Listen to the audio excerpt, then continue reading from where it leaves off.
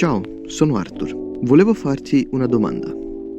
Hai mai visto, per esempio, a settembre, un post su social media come Twitter o Instagram che parla di suicidio o depressione? Ti sei mai chiesto perché parliamo tanto di questo?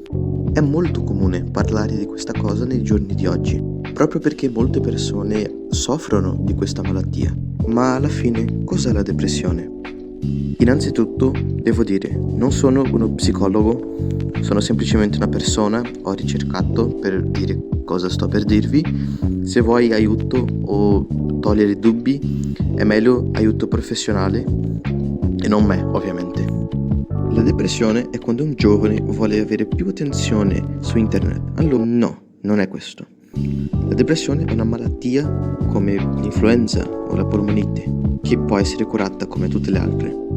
Abbiamo visto che il cervello delle persone con depressione produce meno serotonina, che è l'ormone della felicità. Ma anche se abbiamo fatto molto progresso attraverso i secoli, la ricerca non è ancora finita e forse siamo un po' lontani ancora di scoprire esattamente cosa fa nel nostro cervello. Di solito associamo la depressione ai giorni di oggi come una malattia moderna, ma in realtà non è così. Infatti, oggi vi mostro un esempio di un autore antico che probabilmente aveva la depressione anche lui. Questo personaggio è Dante.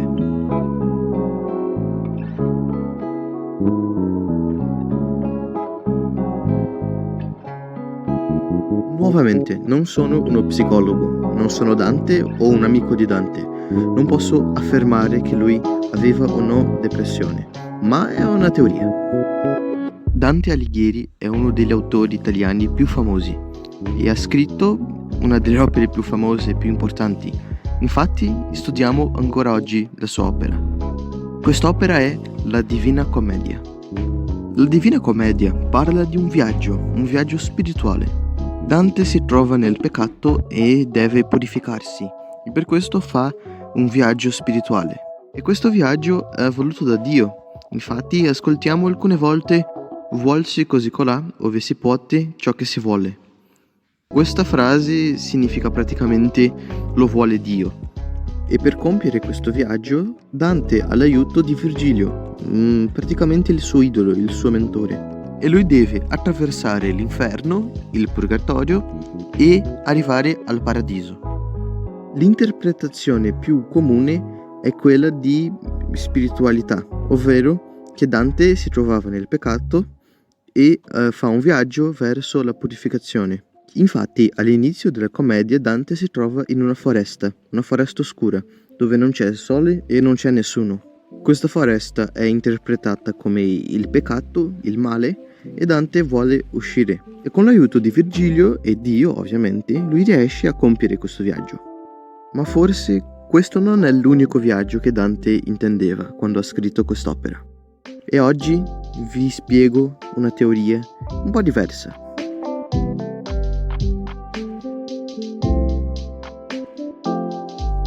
La foresta può essere interpretata come la depressione, un luogo oscuro dove sei perso. Dante era nella strada giusta, ma lui aveva sonno e si è perso, non sa neanche come ha fatto ad arrivare in quella foresta, ma non vede luce, non vede più niente, è oscuro. Ma lui vuole uscire, lui vuole vedere la luce. Infatti, quando vede alcuni raggi di sole, lui vuole essere più vicino, ma lui non ce la fa. Ci sono mostri e animali che erano interpretati come il peccato e la tentazione, ma qui sono interpretati come i problemi della vita che tutti abbiamo, ma anche la paura, la vergogna di avere depressione. Infatti Dante non riesce a ignorare, lui non riesce a oltrepassare questi ostacoli senza l'aiuto di Virgilio, il suo maestro. E secondo me i raggi di sole sono la speranza di Dante. Lui ha ancora la speranza di uscire da questa situazione e fa questo viaggio per uscire. E con l'aiuto di tutto ciò che è più caro a lui, come Virgilio, il suo maestro, il suo idolo, la sua amata e la religione, lui ce la fa a uscire.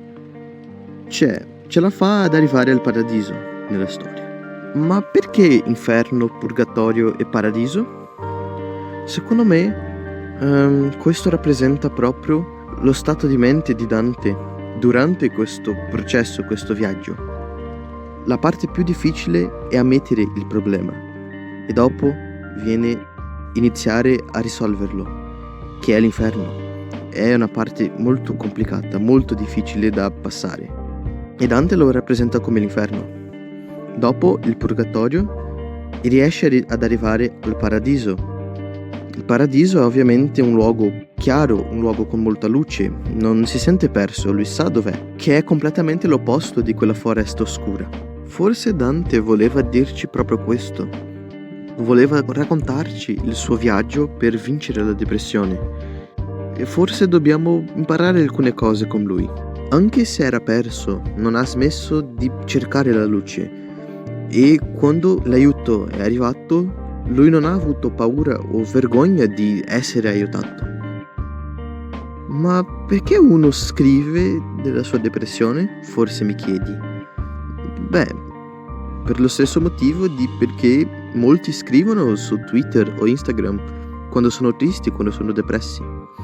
È una forma di scrittura terapeutica, che è una forma di scrittura dove l'autore racconta i suoi sentimenti e cosa prova, cosa passa, per riflettere e capire se stesso.